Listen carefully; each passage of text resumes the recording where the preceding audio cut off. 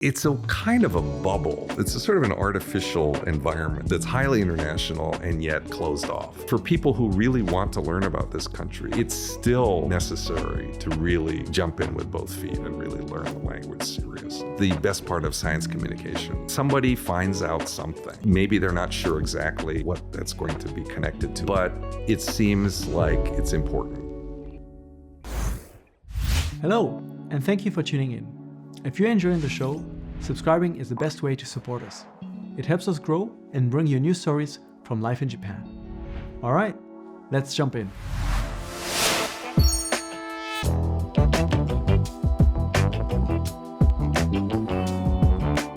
Welcome to Unpacking Japan. I'm Toby, and today we are sitting in the studio with David. Thank you so much for coming. Thanks so much for having me. You're the Director of Communications at Kyoto University. It's a quite prestigious institution here in Japan. And you've been working there for a while and bridging the gap a little bit between academia and society in a way, making science and research interesting for people and understandable too. But before that, you've had quite an interesting journey working in foreign services as well as on Japanese television. So I want to kind of go back a little bit to understand your background and what brought you to Japan in the first place.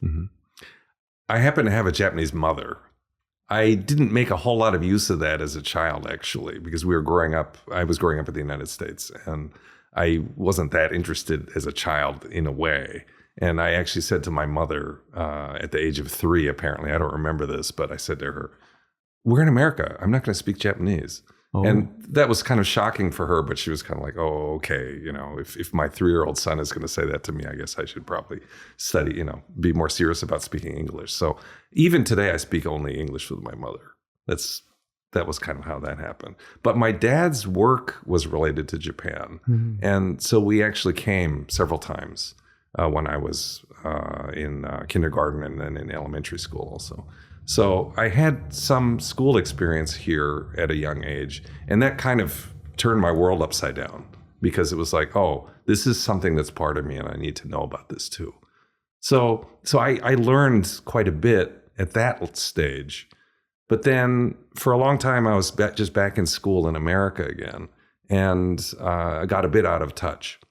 So much later, when I was thinking about what to do after college, I applied to come to work in Japan because I was just curious to kind of get back in touch, and managed to get a job in Kyoto. And this was through the JET program, which of course brings a lot of people to Japan. But I was working in a town office doing international exchange programs. Also, it's one of these smaller programs or lesser known aspects of JET where it's more like communication based and international collaboration based rather than education. Yes, that's right. Your interest in coming back to Japan, was it to kind of reconnect with family and kind of part of your culture? Or was there like a sort of career interest in like, oh, actually, I want to live there, I want to work in Japan? I was just curious to see what I could do here. And I had been thinking, in the meantime, I'd actually spent a year in Germany studying. And I had learned German, and even in college, I was doing more sort of European-focused things. So it was sort of a way of kind of rebalancing and coming back to Asia and then sort of getting in touch with my Asian family. And I do have a lot of relatives in Japan too. So around Kyoto or? Not so much actually, more Tokyo area. And then my grandmother at that time was still alive in Okayama. So at the age of 3, you tell your mother that you don't want to speak Japanese. As a young kid, you come to Japan a few times and it kind of makes you reconsider, confuses you a little bit. And after college, you decide, I need to figure this out for myself. Yeah. How was that experience for you to come on a jet and work with the municipality in Kyoto and kind of be here as a young adult and kind of really take it in for yourself? My mother had been saying to me that it might be good to see a different part of Japan because I was used to seeing Tokyo and I was used to seeing a few other places. And we lived actually in Sendai at one point, and then later on also in Mie in Tsu. Which is a small regional city. But we were still sort of in the environs of Nagoya. So we were kind of in a semi-urban environment. I ended up in Kyoto in what was then called Sonobecho, the town of Sonobe, which later got amalgamated into Nantanshi. And it's still beyond the mountains, and it's still kind of in the sticks. It's a very tiny place. It's popular, I think. I see often these traditional kominka listings, and they're all in Nantan. These kind of very old, quite well maintained in that area. I think buildings that look attractive to many, but it is quite rural. Going there to visit is great. The mountains are nice. The rivers are very clean. You can fish and, so on. The food is quite nice. To live there is a little bit tough, actually, because it's just far away. And I was there actually for 3 years. Wow. And it was very curious, though, because there was this combination of it being in the countryside, but then also the mayor happened to have an elder brother who was a senior figure in the LDP, in the Liberal Democratic Party at the time. And because of that, there was a lot of money flowing into the town. They built a TV station, actually. So my first exposure to television and to creating visual media was there, was working in the town's TV station. So it was this sort of combination of you could say, ambitions of the mayor to kind of do more for this small rural community. Another thing he was trying to do was connect with Buddhist countries in Asia. And so I went with him, for example, on a trip to Nepal because he wanted to buy a Nepalese pagoda to build in the town. And it sounds crazy, but this is still sort of post-bubble when there's still a lot of government money sloshing around. And it needs to be used somehow. Exactly. Right? And where better than the younger brother of some senior, party official who needs money for his town's development. Did you end up finding a pagoda in Nepal to bring back, or was we brought some carpenters back and we had them work on it, and it's still there. There's this kind of leisure park up in the mountains in Rurike, which is up sort of northwest of the town, and they have this elaborate sort of sculpture garden kind of place, and there's this Nepalese pagoda there, and that's how that got there. So 3 years in Nantan on that program, kind of working with this interesting municipality. What was your takeaway from that? Did you find some of the answers or that you were maybe looking to find when moving there, or did it just bring up more questions? A lot of both, actually. And as you know, this country is just like that. The more you learn, often, the more you realize you don't know. Yeah. There's just so much to learn about the way people think and the way people are interacting with each other and with the rest of the world. So I was very curious, and 3 years was a lot, but I felt like I wanted to know more. And it was also because it's Kyoto Prefecture, it's actually separate from the city very much. And I had a lot of interactions with people in the city as well. So I was seeing the cultural side of actual, like the core part of Kyoto, but then also what's going on in the countryside, which is more agricultural and more kind of down to earth in terms of, cultural things. The contrast was very sharp. Even the language being spoken was different. The dialect was different. Interesting. Yeah. Just over the mountain, it changes. Yeah. You did that for 3 years, but eventually you kind of moved out of Japan again, right? You went on to work I spent 2 years in Niigata at graduate school. There's a program at a rather unusual university called the International University of Japan. Mm-hmm.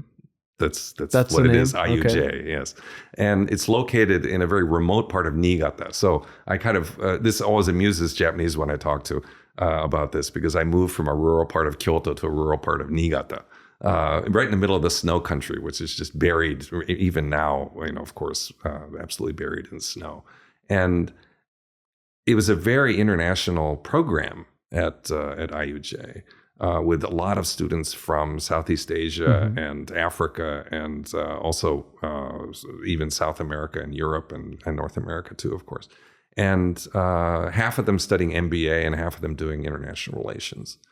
But a lot of interaction, a lot of good sort of discussion amongst all of these different groups of students. It's interesting. I feel like from talking to a couple of guests we've had on the podcast, there are a few of those very international universities that are super remotely located, like the one you're talking about now. We talked to someone that was at a university in Kanazawa, not Kanazawa, Ishikawa Prefecture, also in the mountains. Why are these universities locating themselves in such rural areas and then trying to attract international students that end up being also kind of somewhat cut off from Japanese society? Is this creating a sort of or the sort of relations they want to kind of connect these students with Japan? Or it's a kind of a bubble. It's a sort of an artificial environment that's created that's highly international and yet closed off. And as you point out, there are several other ones. Another fairly well-known undergraduate program that's like that is in Beppu in Oita, part of the Ritsumeikan University group. And then there's another one in Akita Prefecture. Oh, yes. I remember that was a partner university of my undergrad university, actually. And I was planning on going there, but my exchange at the time was just after the Fukushima disaster. I see. So that was kind of put up in the air a little bit and I went somewhere else. But Akita is one of them. Akita International University. Yes, correct. Exactly.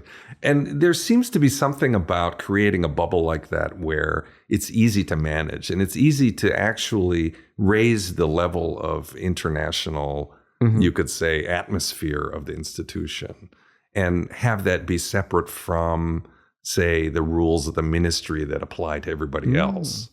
And that was very useful, actually, in the case of IUJ in Niigata, which was mostly funded with private money. So it was mostly Japanese corporations that wanted to send their employees somewhere to learn about international things and to speak English. So this was part of the thing, is to create an English-speaking academic environment in Japan. Which is, in the end, for a minority of Japanese students, kind of sponsored by corporations. That's interesting. Yes.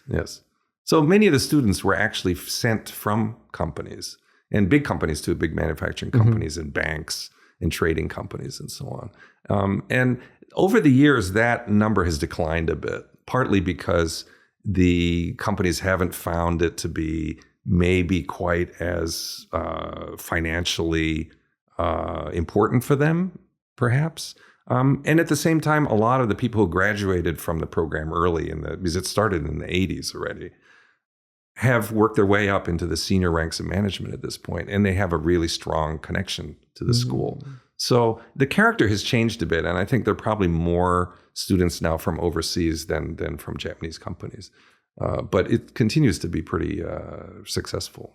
Where did that leave you to go for 2 years to this rural Niigata University? Did you have like a specific reason for wanting to go there, a kind of career path in mind? I was very interested in, this happens to me a lot, is that I'll do something completely different and then I'll go back to something I was doing before. And having studied physics in college, I was kind of interested in getting back to something a bit more scientific.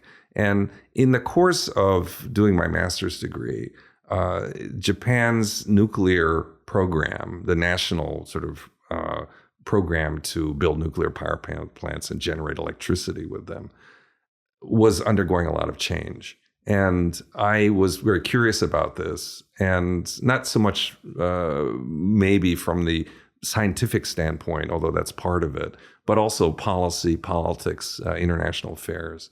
And so it seemed like kind of a good combination of that to do that international affairs program in Niigata, partly because Tokyo Electric Power's largest nuclear facility at that time was based in Niigata. Oh, interesting. Okay. So it was very fortunate, actually, because during the course of the master's program, I was able to do an internship at Tokyo Electric Power's headquarters in Tokyo. And that must be quite interesting to kind of see the behind the scenes of such a large company. Absolutely fascinating. So I actually went to the public relations division of TEPCO and spent a summer there learning about how they try to, you could say, convince people about the importance of nuclear power. And this conversation is still happening today, right? As we are recording this, there are current elections underway, and we see the campaigns are all discussing whether or not, I think it's the largest nuclear power plant in Japan, should be reopened or not, whether or not they should even build new ones to establish a stronger self-sustainability for energy. So that is still very much the conversation. Very today. relevant, very relevant today. And what happened to me after that program is that the director of the International Affairs program happened to also be heading the Johns Hopkins School of Advanced International Relations, which is in Advanced International Studies, which is in Washington, D.C. And he said, "Wow, this is a good topic. Why don't you come do this with me in D.C. and get a PhD for it?" So I was like, "Oh, okay." And I'd actually spent some time in Washington, D.C. before as an intern, and I was kind of curious to go back. So decided to take him up on that. So you went for the PhD back in the States then? That's right. Okay. That's right. What surprised me most about that, though, is after this really international and very non-Japan focused program that I experienced in Niigata, I got to Washington, and I mean, in hindsight, it seems kind of obvious, but the conversation that I had with anybody there was always about the United States. It's always about what's in it for Washington. Where is America in this?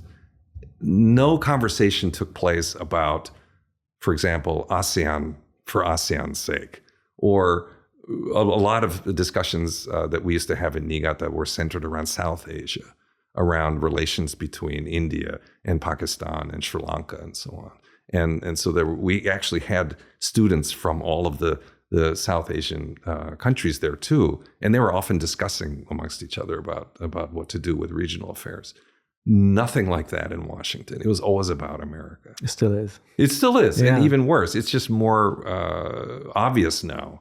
But even then, and it's just because America is and has been so powerful for such a long time, that in the center of that, which is Washington, the focus is entirely that. And I had thought going to Washington, I could be maybe some kind of Japan expert person or something there. And so that was motivating me to go and be part of Japan studies or whatever. Turned out, because the bubble had just burst too, also, this is still continuing in that same period, of course. Japan was completely on the way out. The money was not interested in Japan. Everything was going toward China at that point.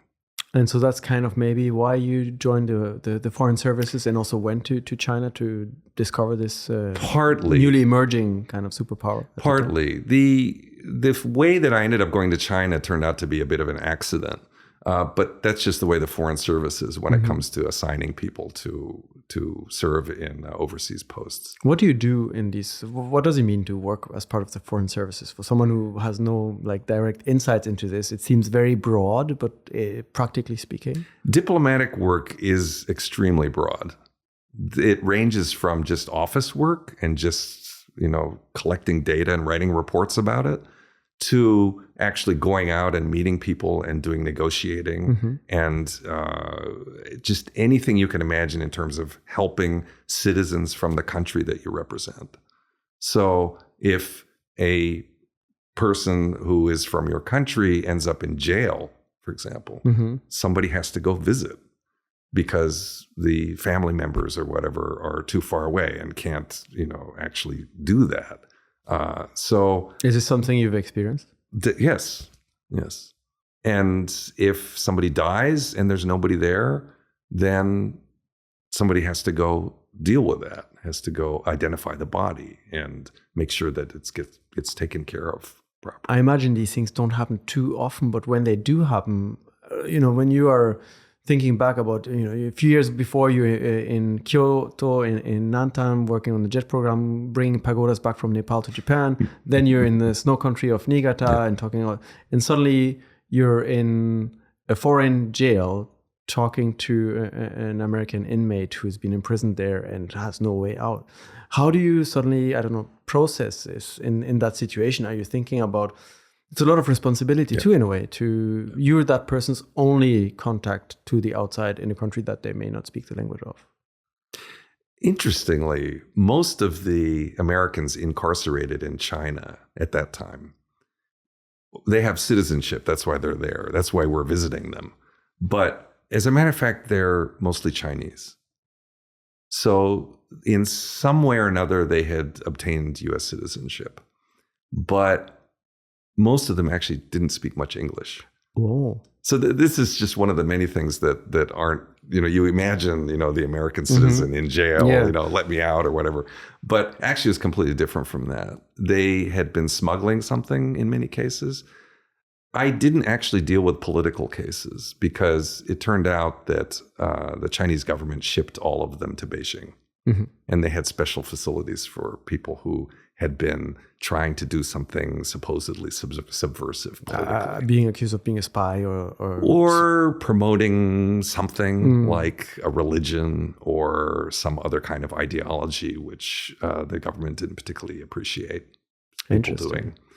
We were only dealing with what you could say maybe small-time criminals, people who had been caught on some kind of drug charge. And you mentioned you were based in Guangzhou, in southern China, not too far from Hong Kong. So I imagine a lot of border crossing in that area too. Exactly. At the time when Shenzhen was not yet so big as it is today. Shenzhen was big already, getting bigger quickly, but it was a very lawless place. We, since our consulate was dealing with things going on in Shenzhen also, we often heard of cases of people being kidnapped for 24 hours. This was a popular scam at the time, where somebody would just get nabbed and thrown into the back of a car and driven off. They would be forced to take out their ATM card and withdraw the maximum for the daily limit from the ATM. They'd be held overnight. And then they'd be taken to the ATM again and withdraw the second day's maximum, and then just dumped off somewhere. So you never know what you have to be ready for when you're in the foreign services. Any day in the morning, you could get an email or a message or a phone call. You have to deal with this new unexpected situation. It was kind of chaotic, of course. I mean, there's a lot of uncertainty. At the time that I joined, this SARS epidemic was still going on in Asia, and it was still, there was a lot of uncertainty about that. And it had started in that part of China, actually, as a lot of influenzas and other viruses do. So we were constantly sort of in touch with medical authorities also about that situation. So there were a number of reasons to be kind of unsure about safety and about how our livelihoods would be. And at that time, I had a family and two young children with me too. So in addition to air pollution and everything else, it was a very kind of a challenging time to be there. So I imagine when the foreign services transferred you, or you asked for transfer and you ended up in Vienna, in Austria, that was quite a different... Big relief.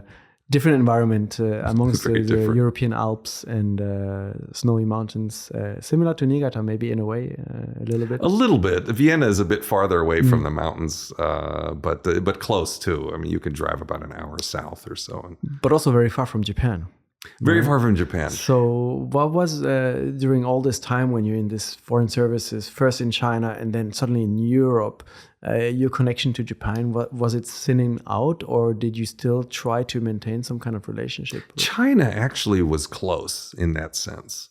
We could actually, because we were living on sort of a compound where they catered to international guests, we were actually able to see NHK, for example. So the kids grew up watching Pythagoras Suichi, or we got to watch our Taiga drama or whatever. So it wasn't like we were completely cut off from Japan at that point. And Japanese things were very popular too. So there were a lot of Japanese products being sold there. And Meiji even sold matcha ice cream because they had a factory there. Okay.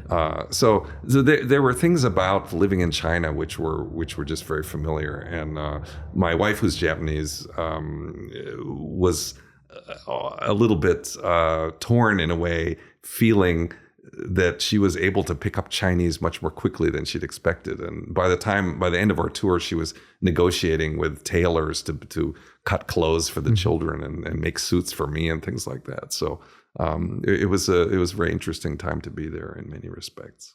But Europe was quite different then. Europe's very different. But at the same time, that was something else that on a personal level, I was able to speak German again. after having learned it in high school. And I was actually working mainly with Austrians during the day, so it was great in that way. At the same time, I was feeling very closely connected with the Cold War history of the city and of the region because of Vienna's position being very far to the east. This sort of the easternmost Western city. Along the Iron Curtain, right? Yes, yes. And consequently being really the center of a lot of espionage and a lot of listening activity into When the was east. that? So I was there in the 90s. Okay. But it was still very definitely, I was actually there early 2000s. There was still a lot of that. There was still a lot of feeling a need of being in touch with what was going on in the East. But eventually you wanted to move back to Japan. I imagine you mentioned your wife being Japanese. After spending multiple years abroad, there's a desire to return here. Is that why you kind of came back to Osaka? Again, I was kind of wanting to get back in touch with Japan. And I had been thinking that the State Department, the United States State Department, would assign me to Japan at some point. And I knew a lot of people who were serving in Japan. And they had been saying they wanted me to join them because they need people who have language ability. So it's not something you can directly request, I want to be stationed there. Not exactly. It's more of a request kind of thing. Unfortunately, because of the security situation after 9/11, the State Department was still very strict about sending people to countries who had other sort of pre-existing ties. They didn't want people to become too close to certain countries. And I received a formal notice along with other people I was with who had, for example, spouses from other countries, that we couldn't serve in those places. Oh. So I was actually forbidden at that time from serving in Japan.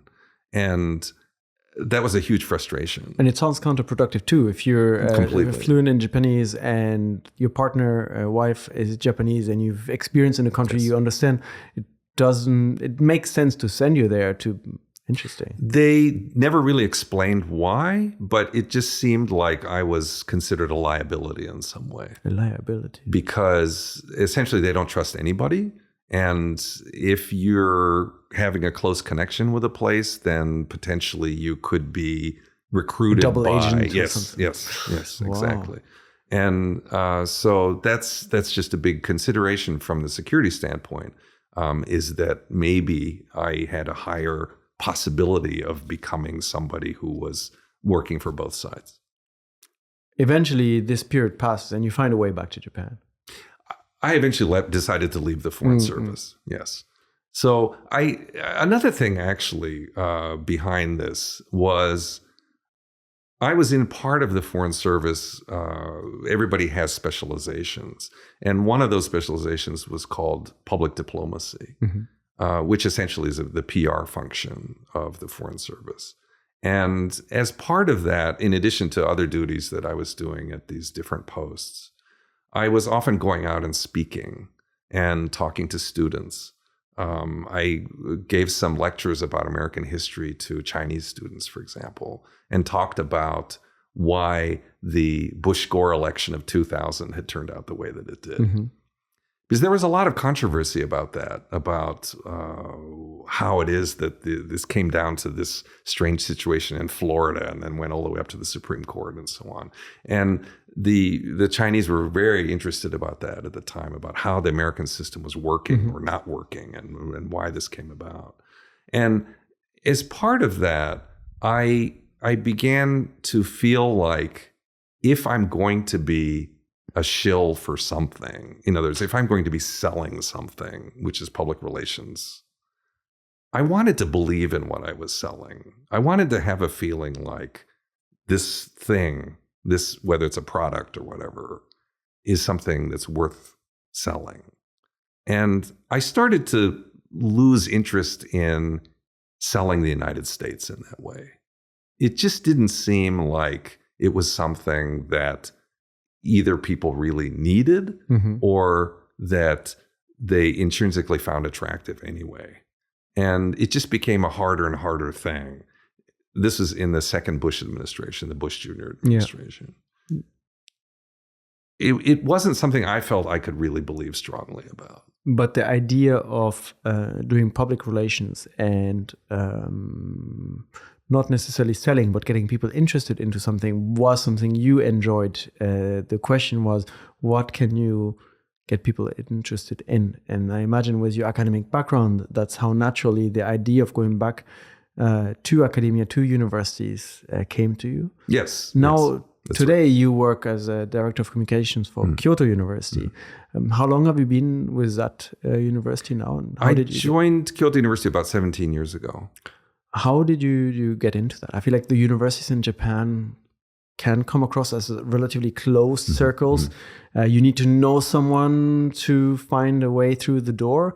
But 17 years is a long time, so I imagine maybe back then it was a little bit different. How was it for you? I was fortunately getting in close to the starting point of a national program to create, and this is another bubble environment sort of thing, but to create new international institutes within certain universities and big institutions in Japan. And at that time, there were only 5, and then 6, and then now there are about 20. They're part of something called the World Premier International Program. It's just a generic kind of Japanese government sort of name.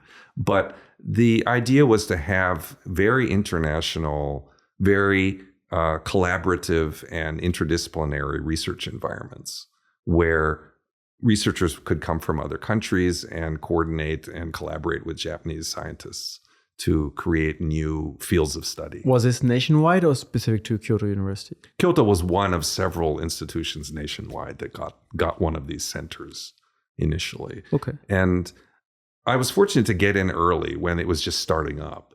And there was this kind of almost sort of startup company environment to it. So it wasn't a traditional, very closed, as you point out, which is quite accurate. The university systems tend to be almost ossified, you could say, almost kind of like made out of stone or something. And so this was an attempt actually by the Education Science Ministry to kind of break through that. And by creating these bubbles to have a model for a more international, more collaborative, less, you could say, stymied by tradition, sort of research program developing, which could maybe eventually lead the institution in a new direction.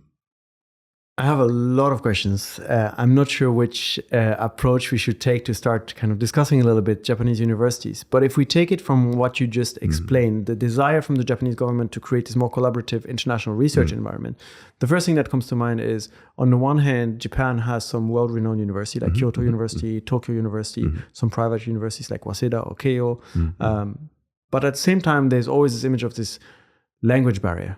And Japanese researchers, while being very advanced in some fields of science and whatnot, that research is done in Japanese, hardly accessible overseas. And for international researchers, they don't speak Japanese either. What was the approach to try to bridge this gap and make this interesting?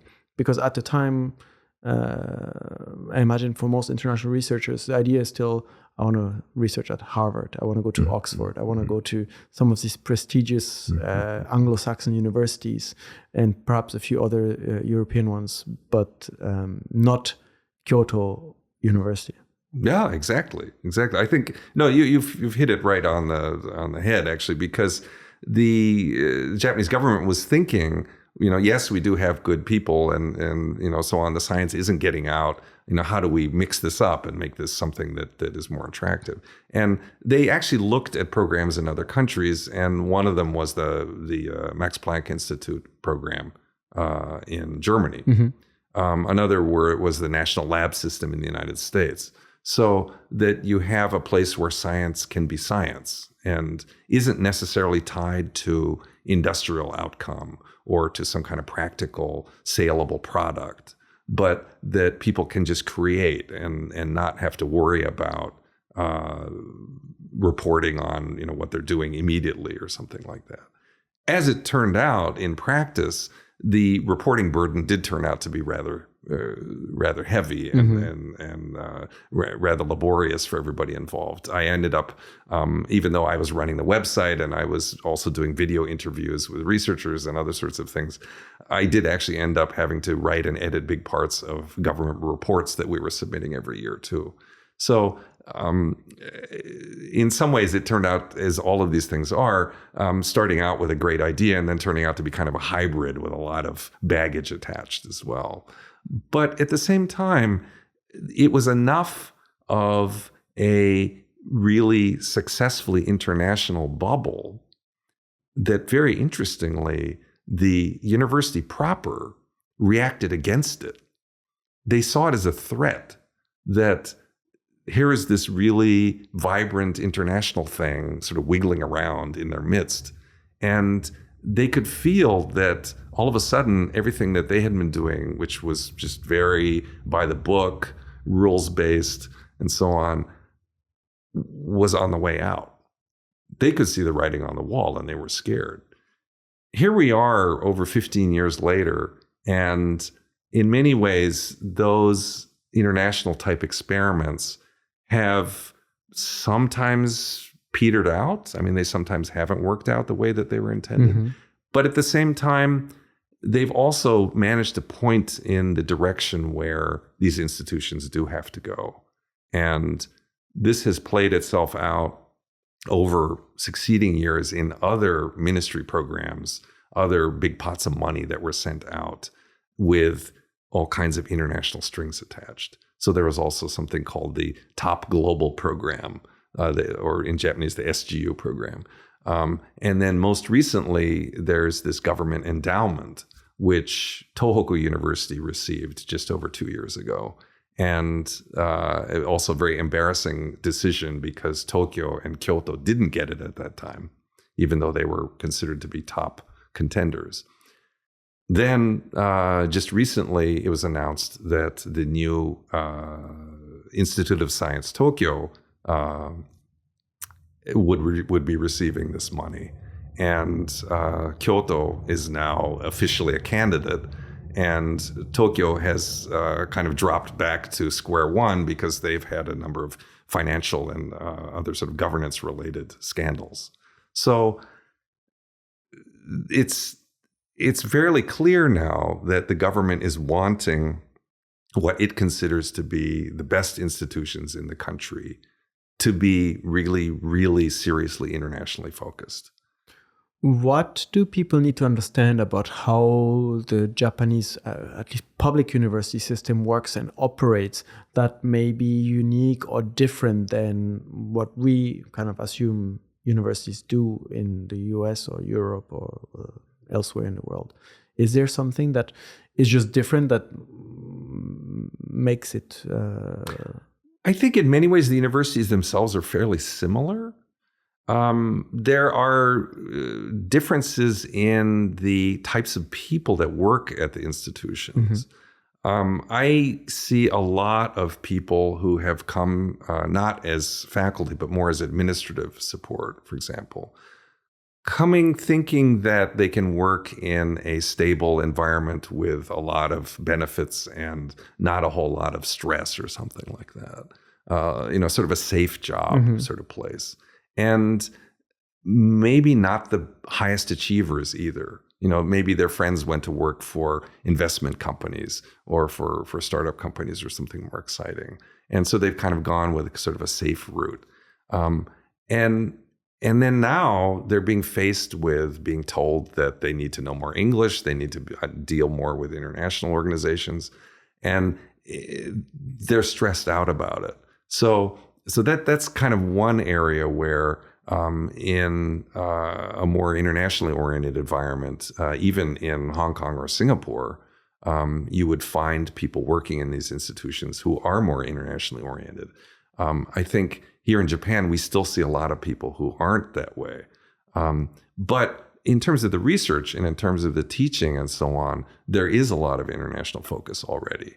And that's the strength of these institutions, really. So over 15 years ago, the government is trying to starts investing into these programs, trying to make this more international. Yeah. Nowadays, I feel maybe some universities are more international, exchange students, full-time students and such. But this has also led to some backlash, I imagine, with a large influx of foreign students in some programs. Universities may be establishing programs in English and maybe leaving some Japanese students feeling like they're left out of the development. How is this kind of perceived? How is this being discussed within the university and around it? We're still in the middle of all of this, and it's still not clear how this is going to play out. Because by very sort of narrowing the top sort of seed money that the ministry is giving out, because now it's essentially Tohoku and Institute of Science Tokyo, so it's just two. We're in the running.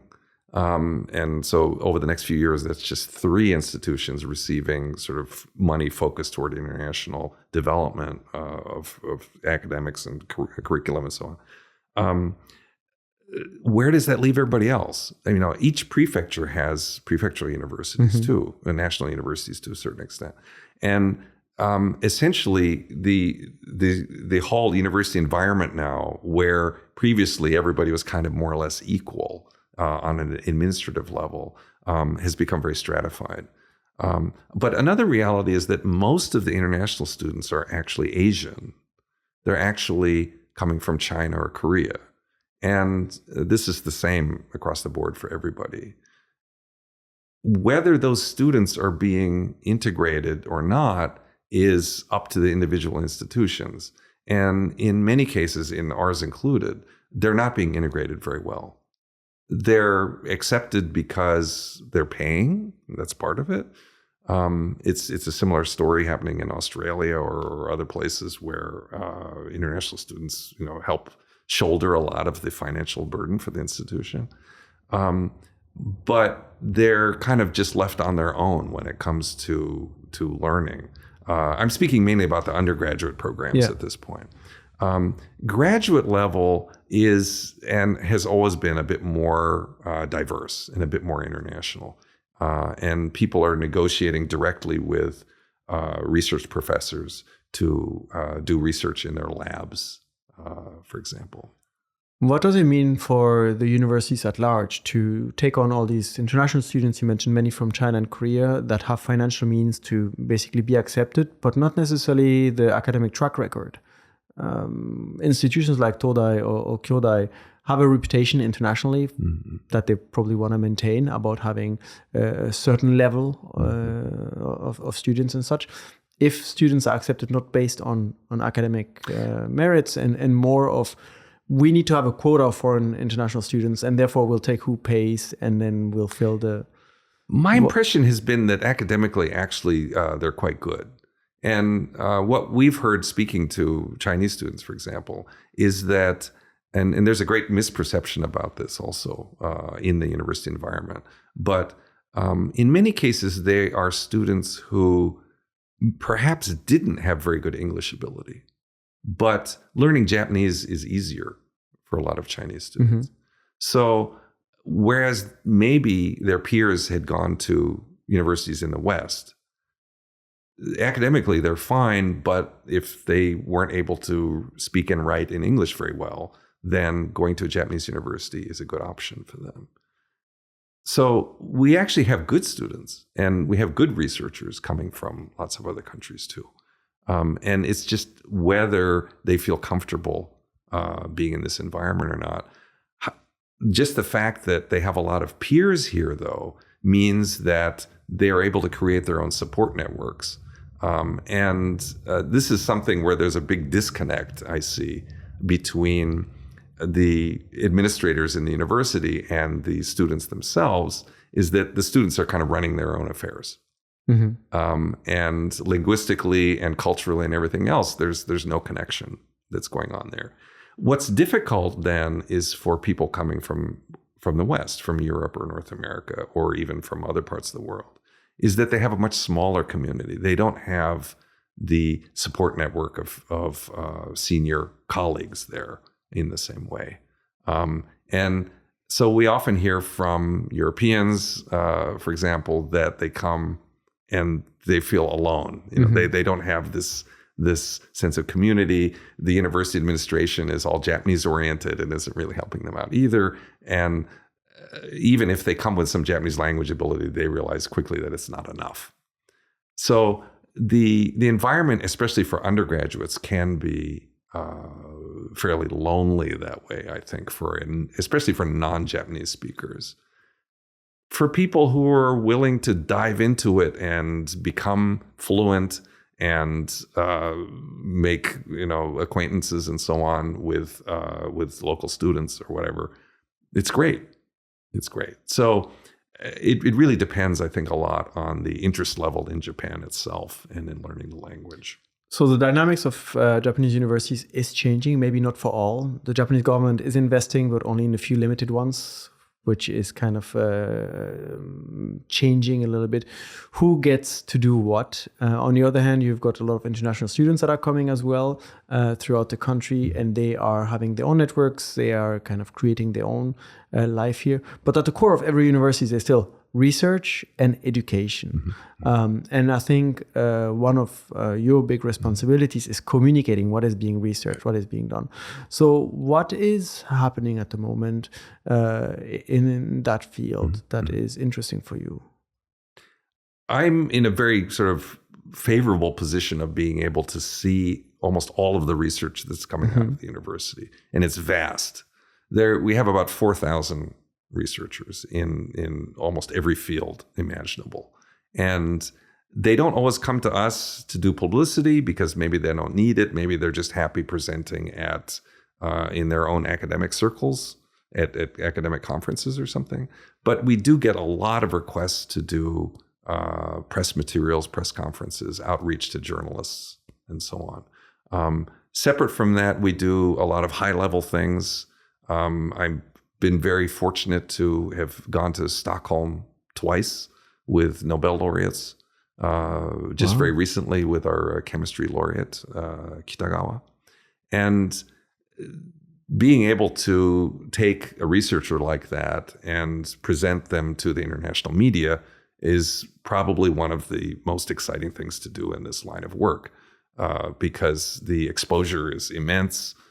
Especially here in Japan, there's an enormous amount of interest from the media to talk to the laureates and to learn about what they were doing in middle school that inspired them to become academics and all this sort of thing.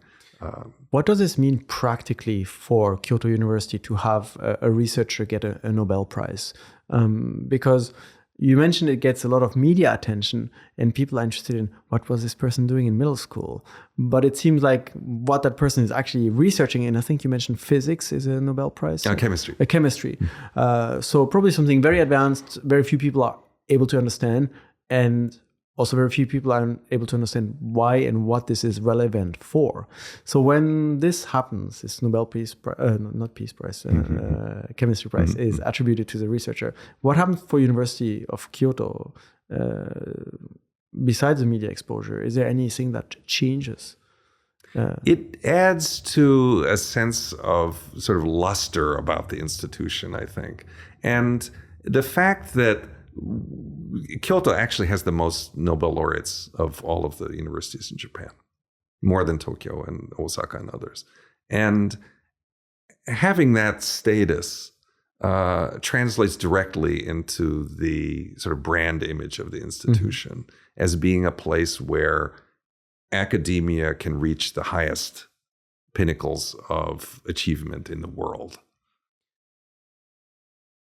Academic research is very unique. So it makes it interesting and attractive for people to come and do research. And you explained that back then when this program that you kind of joined was established, the idea was to do research for the sake of doing research, not having direct or immediate practical impact, where nowadays we see probably a lot of corporations investing in their own researchers because they need to have a new technology for something.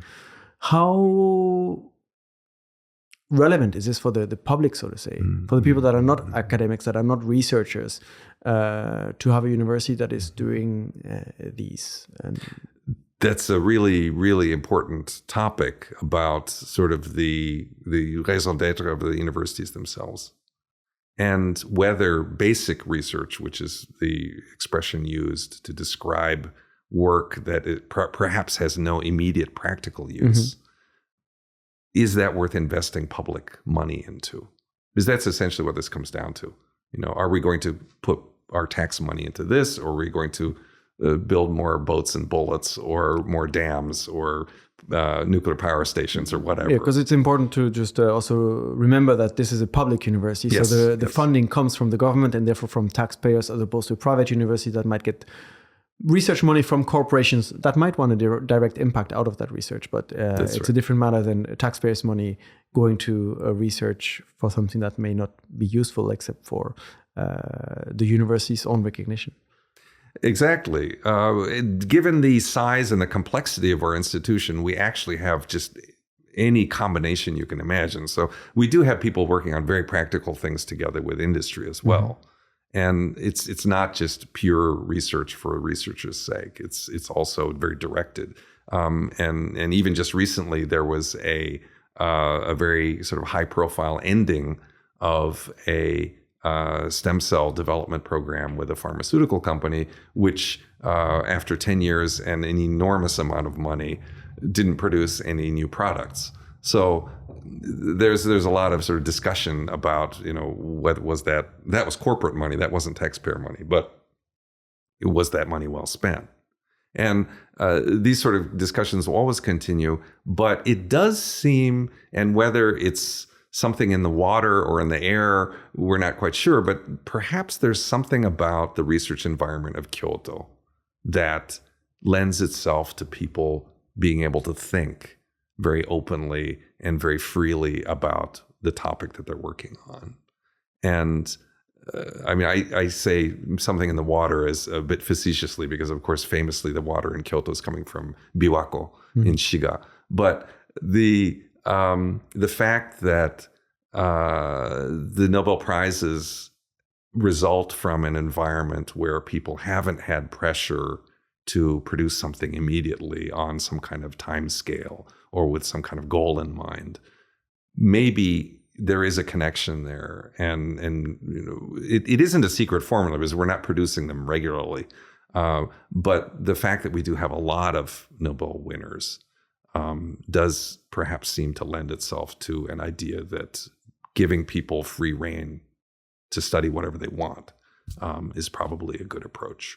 You talked a little bit earlier that you have a lot of researchers now that are also interested in not just presenting their research at academic conferences, but also they come to you for press releases. So basically making it public, making it interesting to the public. For many that are not in academia, maybe it sometimes appears to be that these researchers are like living in an ivory tower, disconnected from everything else. So how do you make the research interesting for people in the general public, that they're like, oh, what this university is doing is actually interesting, cool, or may benefit me. I'm okay with my tax money going there. How do you translate this very advanced research, which sometimes probably also not in a field that you're familiar with, to everyone else? That's probably one of the best things about this job, is always being able to learn something new. And it's almost like every day we see something that we've never heard about before. And that's the best part of science communication, which is the sort of broadest way of describing this work. Somebody finds out something, and maybe they're not sure exactly what that's going to be connected to in the future, but it seems like it's important. It seems like it's different from what came before. And so they put it out there. They say, hey, what do you guys think? And whether they do that on Twitter or whether they do that in some other forum is up to them. But if they publish it as a scientific paper, then there's a point in time there associated with that where we can say, this was discovered and announced here. And we can tell the reporters about that. And we can also announce that to the public. And we can say, science is at this point right here. It seems to be pointing in this direction. We're not sure, but it might be. come check back with us next year or 2 years from now when we have another result that we can publish. You do that over time, and you have these plot points and you have these lines pointing in a way saying, we think the world works this way. We think nature is structured in this way. The universe is pointing in this direction. It adds to a picture of what people want to know about the world, what people want to know about how this place that we live and these people that we are exist. And it's that kind of basic wanting to know feeling, the scientific curiosity of it, which drives interest in science stories. And by creating a sense that we're part of this narrative internationally, that we are creating and adding to scientific knowledge around the world, adds both to our reputation as an institution, as well as giving our researchers motivation to do what it is they do, and also attract new people. But there's one big part of this, which is that the researchers move around a lot. Mm-hmm. They're not always staying, especially younger researchers. It's like 2-year tenures, right? So 2 to 3 years, and then maybe It really depends. If somebody gets in the good graces of some senior person, they might end up spending their entire career there. Mm-hmm. But in many cases, people do move around. And we'll have somebody who's really good at something, and we'll get a lot of media attention for them, and it'll be really exciting for everybody. And then the following year, they'll be gone. They'll be at some other institution. But that's okay. You know, if we do good work for them in terms of helping them publicize what they're doing, we can hope that in the future they'll come back and maybe collaborate, or maybe even move back to the institution. One of the, I think, important aspects of that work is it's academic, and therefore it's following the scientific method, mm-hmm. Which is quite strict with mm-hmm. peer reviews and such. Yes. But it's also something that I feel like it's kind of falling out of favor in the general public. In recent years with social media, a lot of learning has gone online. A lot of alternatives to universities, so to say, have popped up. And maybe the younger generation is starting to question, what's the point in going to university for that many years to do that research, or in some cases even having to pay a lot of money for it in some countries, and they prefer to learn practical things online. That conversation is happening a lot in the West. Yes. Is this also the case in Japan, where maybe it's still more traditionally perceived to be normal to go to university, to go to Todai or Kyodai and get that name on the CV, or is it also changing here? I think you can say it's changing. I think you could say that it may be not something that we can bank on the same way that we used to in terms of the prestige. It's not entirely clear yet that Kyoto or Tokyo or these other major institutions would be having trouble recruiting students. There are just the slightest hints that numbers have dropped in certain areas a little bit, maybe, but not to alarming levels the way that they've dropped at smaller private universities or smaller regional universities. At the same time, what you mentioned about skepticism about research, I think it has a lot to do with the comfort level of society in general, that scientific progress has achieved so much that it's almost like we don't really feel like we need anything more in many ways. Of course, there are things that we want. Of course, we want to have the even better something or other, even more, immersive, whatever.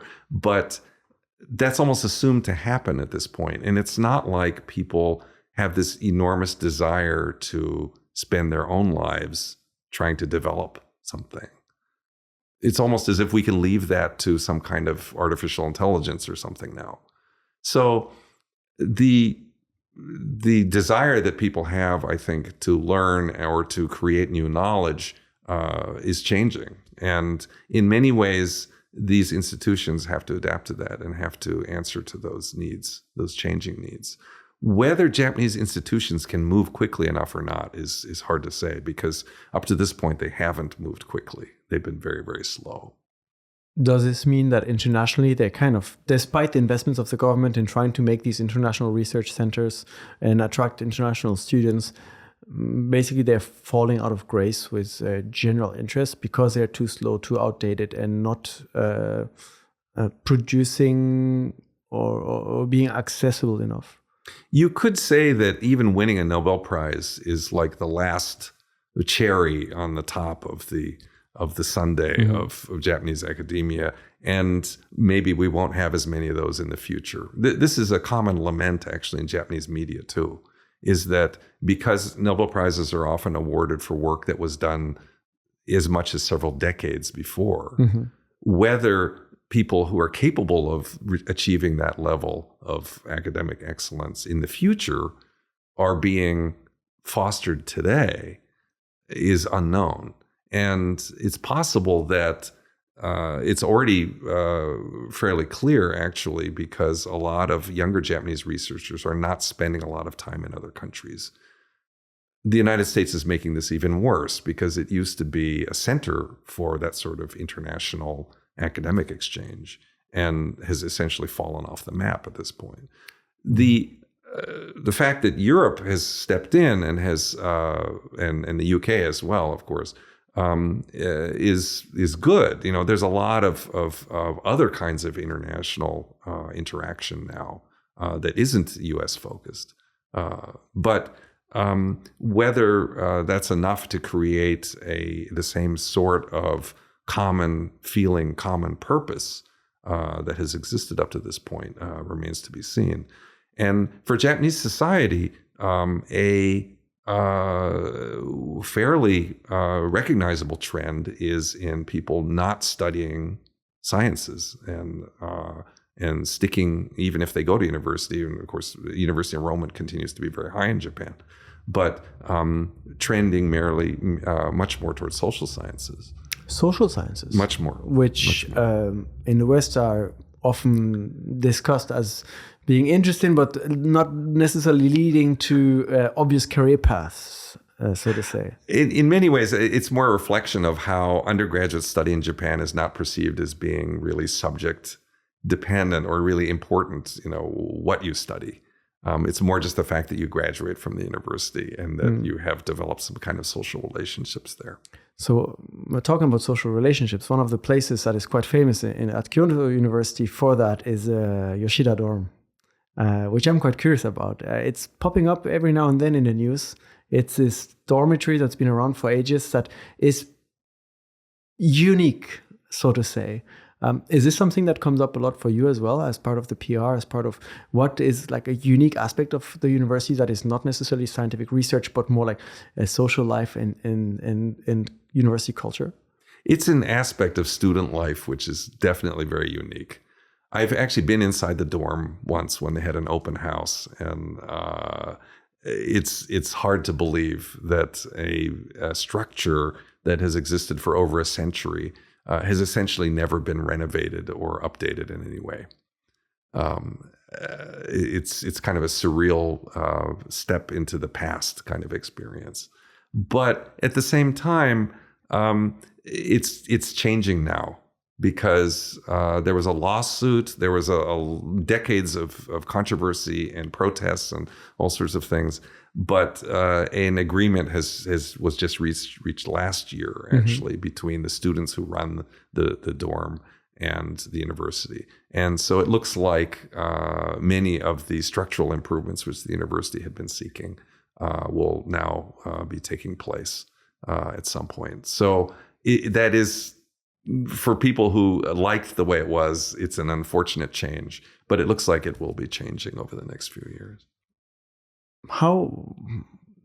What makes it so unique? Why did this dorm become like that and has created this unique social life for the students that are there, that there's like I think like waiting lines to get in, and you need to have a recommendation to get a room there, despite it being like a building that hasn't been renovated and has graffitis all over from the few photos that I've seen. And what happens inside this dorm? Who are the students that stay there, and how do they contribute to Kyoto University, maybe in different ways, in researchers?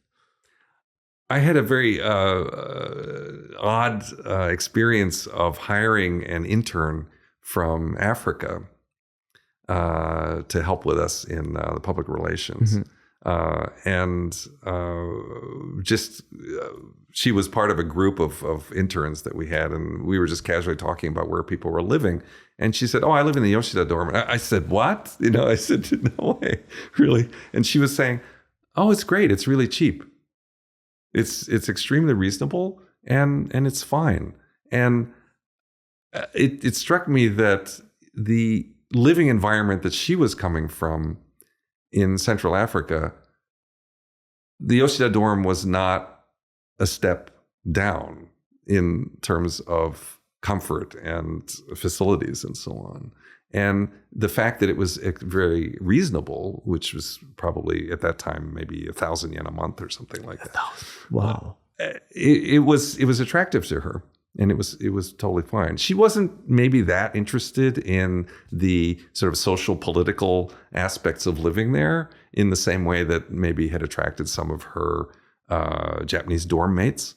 But she found it to be a perfectly viable campus living arrangement in a way that would not be acceptable to students from other places, I think.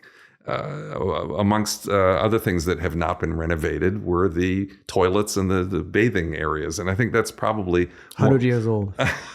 I think that's probably one of the things that had been keeping smaller bathhouses in the neighborhood in business, is that the people who were living there were actually not using those facilities in the dorm, which from the standpoint of universities in many other societies would be unacceptable. And yet somehow that was just part of the culture there, and that was fine. But perhaps it's useful to understand also that Yoshida dorm is not the only place that is what you could say managed in a sort of a sovereign sense by the people who are living there. But there's actually a long tradition of that at the university, and this extends to the management of the departments and the graduate schools, where the faculty who are there are the ultimate authority over what happens. Oh, interesting. The university, therefore, is very much of a conglomeration of individual sovereign entities. And I've heard similar things from University of Tokyo and other places too, is that the central governance of the institution is weak in comparison to these entities that control the different parts of the institution. So in that sense, Yoshida dorm, and there's another dorm, which is the Kumano dorm, which is also fairly notorious in a slightly different way, are part of this. And you could see them as sort of seedlings for the academic independence of the faculties and the graduate schools that eventually they grow into. Is there an interest in the university in kind of keeping them as they are these seedlings where maybe a lot of social political ideas have come and are coming up, people that maybe want to do things differently, think differently, and have an impact on society. And therefore, despite it having this reputation, which for some is extremely attractive, for others it's like, we can't have this as part of the university. The university at large, is it trying to preserve this despite now the renovations, at least the spirit that is in the dorm? I think it's very controversial, and you would find a wide range of opinions on this. For example, a lot of faculty who were students themselves at the university find it very favorable and want to keep it that way because it feeds directly into the culture of their own sovereign control over their department. And so when you have this sort of tradition of people managing their own affairs, it becomes very difficult to suddenly say, okay, we're going to impose something on everybody. This has been attempted. Presidents and administrations of the university have tried to impose something or other over everybody. And some have failed, some have partially been successful. you can see at this point, we're going through another phase of reforms related to the possible receipt of this endowment money from the government. Mm-hmm. And the government has required that the university pass some of these reforms. So we'll see how this plays out. We'll see whether all of the different parts and organs of the institution decide to go along with it or feel like it's something that they can stomach. 17 years at Kyoto University. You arrived at a time when the government started to really focus on internationalizing them. You're here today when some of this has happened. How has it changed in these 17 years? Was it a success, these investments? Is there still a lot to be done? Did it go somewhere but not the direction that it was expected? How do you see these last 15, 17 years? Given that there were several different goals to begin with, I think you can say that some have been successful. So, for example, our Nobel laureate Kitagawa in chemistry, he was actually the director of that program after a certain point. So, in a sense, his achievements can be directly tied to that international multidisciplinary bubble that the government had created within the institution. And his success can be attributed to that, I think. So even though it isn't perceived that way necessarily all the time, just because people have different interests, you could say that was a successful initiative by the government to try to change things, just in that particular sense. In a wider sense of whether the institution has become more international or more of an environment where people can just freely come from other societies and interact, not yet. We're not there yet. There's still a lot of language issues. I see in some ways that the use of language model tools is possibly causing people to feel like, okay, good. I was afraid for a couple of years there I might actually have to learn English, but now I don't. So it's like the AI crutch that keeps people. Crutch that might turn into a wheelchair. Exactly. So that people feel like, okay, I don't actually have to do anything now. And so there's real work that has to be done. And if people are still trying to escape from that, then we're not going in the right direction. So it's the jury is still out on this. We don't know whether all of this time, investment, money and everything is going to really result in something that's going to make a more international and a more viable institution for the future.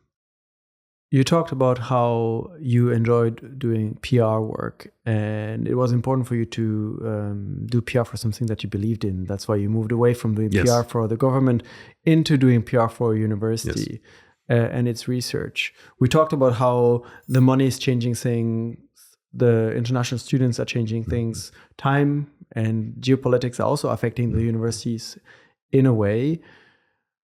But 17 years later, you're still doing PR for the university. So I believe that you still believe in the work that the university does. Why should people come today to Kyoto University, to universities in Japan in general, to study, to do research? What makes them still relevant and important in the current times that are changing very fast? As an undergrad, anybody who really wants to know about Japan, it's still the best way to learn. It's still the best way to come and find out what Japan is and how it thinks. As a graduate student, the research level is still really, really good. And there's still a lot of good work being done. And that's what gets me out of bed in the morning and going to the office, is to learn about what new kind of science is coming out of the institution. And there's still just amazing things happening there. Things connected to whatever you want to imagine, whether it's medicine or behavior or space. People are doing something somewhere, looking into things and trying to discover new things.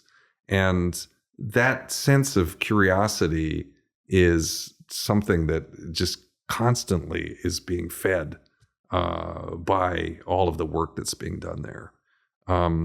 It still isn't international enough. It still isn't maybe open enough that people can really get out and interact with the rest of the world in a way that they should. But that's what I'm there for. And so I still feel, even after all this time, a strong sense of achievement in helping people get the word out about what they're doing. And this is the longest I've ever worked anywhere, actually. Mm-hmm. And I find that I haven't been disappointed by the pure academic output of the institution itself. We covered a lot of topics today, David. Is there anything that we didn't really get into that was important for you to talk about with regards to the university, the research, your work in general?